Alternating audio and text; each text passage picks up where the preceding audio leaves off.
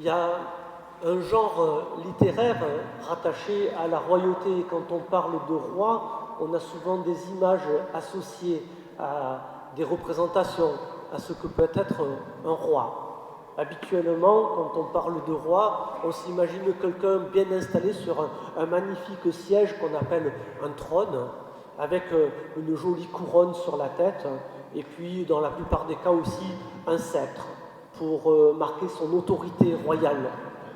Ici, vous le voyez bien, pour le Christ, il n'en est pas de même. C'est le contraste. Chaque fois que nous fêtons le Christ, roi de l'univers, selon les évangiles, on nous présente Jésus en croix. Aujourd'hui, c'est avec l'évangile de Luc. Le trône de Jésus, c'est la croix. Pas vraiment confortable comme siège, vous l'accorderez avec moi.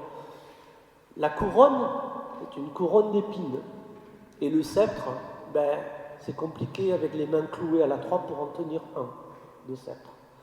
Voilà le roi que nous avons. Un roi qui n'est pas comme David, même s'il est de la descendance de David. Les deux évangélistes, Luc et Matthieu, vont s'attacher à faire remonter, vous savez, la généalogie de Jésus jusqu'à David et même plus loin. Un roi qui n'est pas comme David, celui dont nous avons entendu parler dans la première lecture. Et même, vous le savez, au temps de Jésus, certains auraient aimé que Jésus prenne la place de David et restaure la royauté en Israël, comme David l'avait fait. Mais ce n'est pas de cette manière-là que Jésus a choisi de régner. Il ne veut pas exercer une autorité politique, il veut exercer une autorité spirituelle, une autorité mystique plus que politique. Le règne de Dieu, et c'est pour cela qu'en fêtant le Christ roi de l'univers, on nous présente Jésus en croix, c'est un règne d'amour. Parce que vous le savez bien, chaque fois que nous contemplons la croix, nous avons en tête ce début du verset 13 de Saint Jean. Le Christ Jésus, ayant aimé les siens qui étaient dans le monde, les aima jusqu'au bout. Et le jusqu'au bout de l'amour dont Jean nous parle, c'est bien la croix. Là, en contemplant la croix comme Paul, nous pouvons contempler la hauteur, la profondeur, la largeur et la longueur de l'amour de Dieu pour toute l'humanité. Pour toute l'humanité. Voilà pourquoi il est bon, en fêtant le Christ, roi de l'univers, de nous présenter la croix comme le fait Luc aujourd'hui. Et vous le voyez, c'est un roi, le Christ, qui souhaite établir ce règne d'amour, pas seulement sur Israël, mais sur toute l'humanité. C'est ce que nous nous rappelons aujourd'hui en fêtant le Christ, roi de l'univers. Alors, il y a plusieurs positionnements. Vous avez vu quand le Christ est en croix, donc, il y a des gens qui continuent à se moquer de lui, des soldats, des juifs. Et puis, il y a aussi les autres condamnés qui sont là. Hein, il y en a un qui insulte Jésus aussi. Si tu es le sauveur, sauve-toi toi-même. Je ne comprends pas, là. On dit que tu es le sauveur, mais tu ne veux pas te sauver, là. Tu ne peux pas descendre de la croix, faire un Superman ou je ne sais pas quoi. Mais non. Jésus assume ce choix jusqu'au bout de donner sa vie. Tiens, en parlant de ça, habituellement, quand on parle de roi, le roi, c'est celui qui va collecter les impôts de son peuple. C'est celui qui va ramasser de l'argent, quelquefois des sacrifices, de la part des autres personnes sur lesquelles il exerce son autorité. Ici, en Jésus-Christ, c'est l'inverse. Jésus n'attend rien de nous.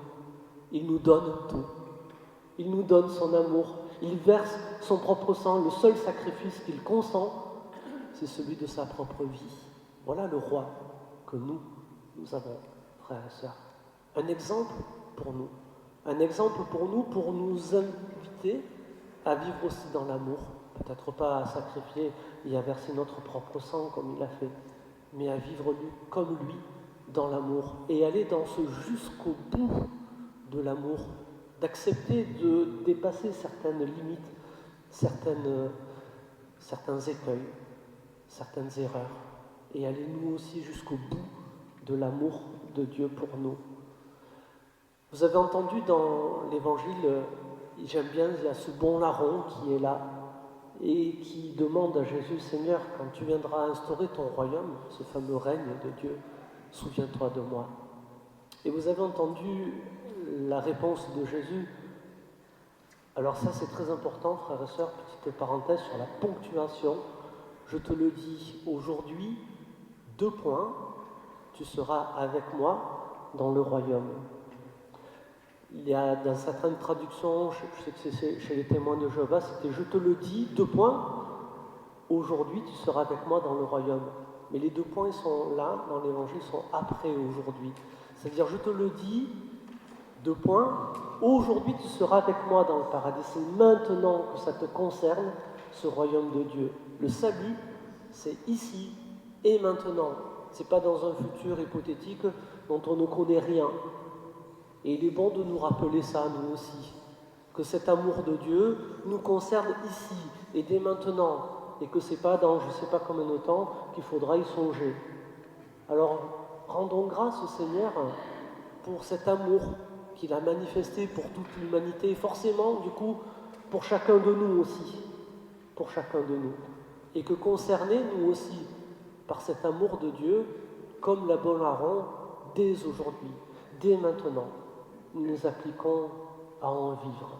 Nous nous appliquons à l'accueillir dans nos cœurs et que cet amour, petit à petit, nous transforme pour que nous apprenions à aimer comme lui. Et ainsi, le royaume de Dieu va s'établir au milieu de nous. Amen.